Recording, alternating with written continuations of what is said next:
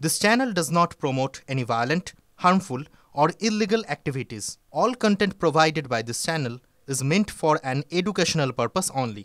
Top quality और consistent performance के लिए सिर्फ सिल्वर पंप नाम याद रखना।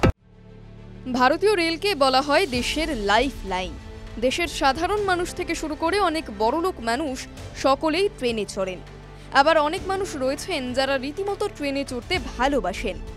কিন্তু আমাদের দেশের রেল পরিষেবা নিয়ে আমরা অনেক সময় অনেক অভাব অভিযোগের কথা জানিয়ে থাকি।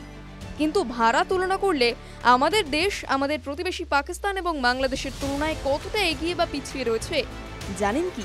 আমাদের দেশের রেলমন্ত্রী অশ্বিনী বৈষ্ণব বলেন, ভারতীয় রেল জেনারেল ক্লাসে ৩৫০ কিলোমিটার যাতায়াতের জন্য ১২১ টাকা চার্জ করে।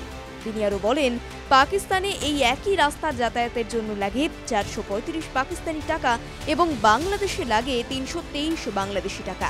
ইন্টারনেটে থাকা তথ্য ঘাঁটলে পাকিস্তান এবং বাংলাদেশের ট্রেনের টিকিটের দাম জানা যায়। ভারতীয় রেল হাওড়া থেকে পুরুলিয়া ২৪৫ কিলোমিটার যেতে স্লিপার ক্লাসে ভাড়া লাগে ১৪৫ টাকা।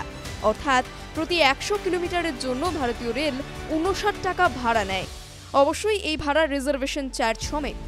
একইভাবে পাকিস্তানের করাচি ক্যান্টনমেন্ট থেকে রাওয়ালপিন্ডি প্রায় ১৪০০ কিলোমিটারের রাস্তা স্লিপার ইকোনমিতে যেতে ভাড়া লাগে ৩৪৫০ পাকিস্তানি টাকা। অর্থাৎ ১০০ কিলোমিটার যেতে সেদেশে লাগে ২৪৬ পাকিস্তানি টাকা। ২১শে মার্চের এক্সচেঞ্জ রেট ধরলে তা ভারতের ৭৬ টাকার সমান।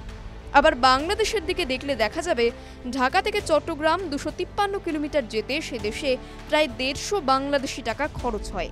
অর্থাৎ প্রতি ১০০ কিলোমিটারে খরচ হয় ৫৯ বাংলাদেশি টাকা, যা ভারতীয় মুদ্রায় ৪২ টাকার সমান। তবে ভারতীয় রেল পরিকাঠামোগত দিক দিয়ে পাকিস্তান বা বাংলাদেশের তুলনায় অনেক এগিয়ে। একইভাবে ভারতীয় রেল সাবারবান এবং গ্রামীণ এলাকায় লোকাল ট্রেন পরিষেবা দিয়ে থাকে।